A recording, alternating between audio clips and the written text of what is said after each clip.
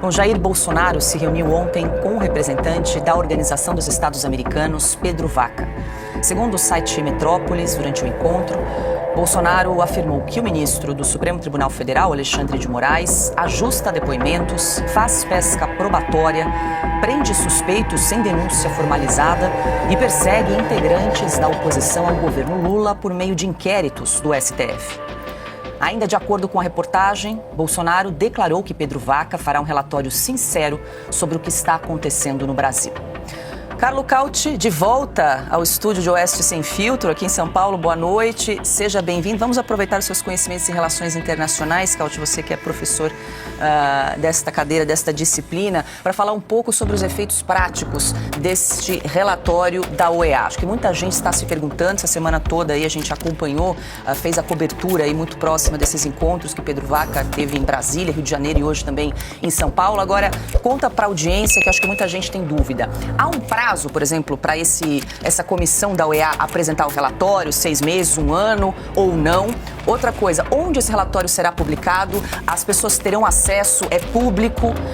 Outra dúvida também, em sendo publicado esse relatório, quais são as possíveis penalidades que podem ser aplicadas ao Brasil por outros países? Cauti, boa noite. Boa noite, Paula. Boa noite, Piotr. Boa noite, mestre Alexandre. Boa noite, Ana. Boa noite ao nosso público. Pois é, a OEA, ela não tem um poder de impor alguma coisa para os seus países membros.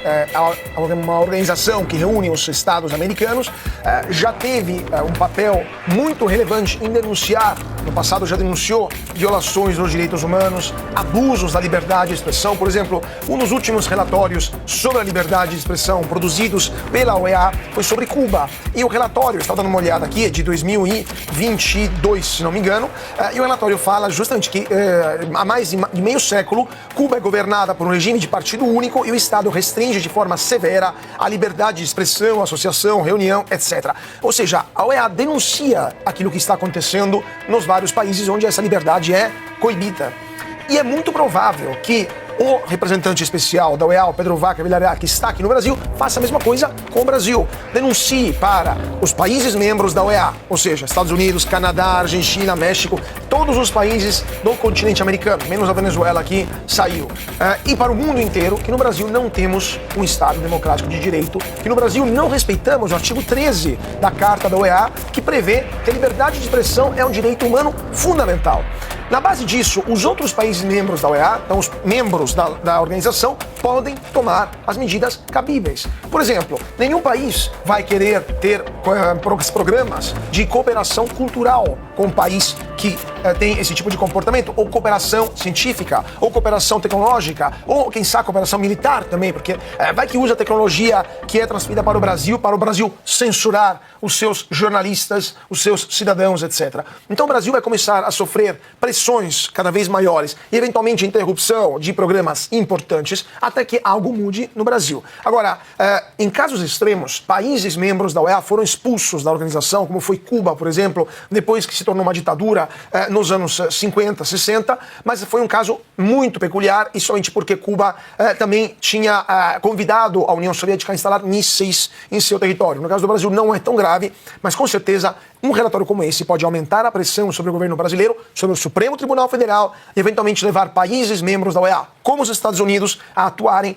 contra quem assinou decretos ou documentos que impunham a censura no passado, ou seja, ministros do STF. É por isso também que o entorno do presidente Lula alertou o ministro Alexandre de Moraes, é melhor não viajar para os Estados Unidos, porque ninguém sabe o que pode acontecer lá. Esses documentos ajudam juízes federais americanos a tomar, ou o governo americano, a tomar decisões do caso. E há um prazo para apresentação do relatório? Não tem prazo, mas obviamente, se o representante da OEA foi enviado ao Brasil por livre e espontânea pressão dos Estados Unidos, que pagam metade do orçamento da OEA, ele não vai poder atrasar muito a entrega desse relatório. Não pode atrasar demais. Até porque fica feio para ele, o risco dele perder o emprego dele muito bem remunerado é alto e no final das contas, o governo brasileiro tem quanto a mais? 1 ano e meio de vida útil? Depois disso, quem sabe quem vai governar o Brasil? Mas ele, com certeza, vai querer ficar no emprego dele lá na OEA. Então é melhor soltar esse relatório logo. E é público? É público, está no site da OEA.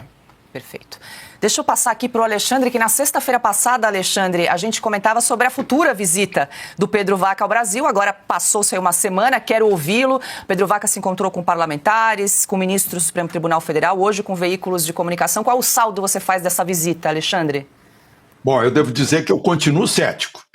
Eu expressei meu ceticismo e continuo cético, né? O Bolsonaro, por exemplo, o ex-presidente Bolsonaro parece que está otimista, né? Eu gostaria de conversar com o Van Hatten para saber o que ele acha, já que ele está acompanhando todas essas reuniões. Eu sei que ele está levando tudo que foi dito, né?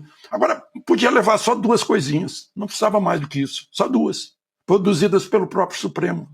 Suficiente, mais do que suficiente.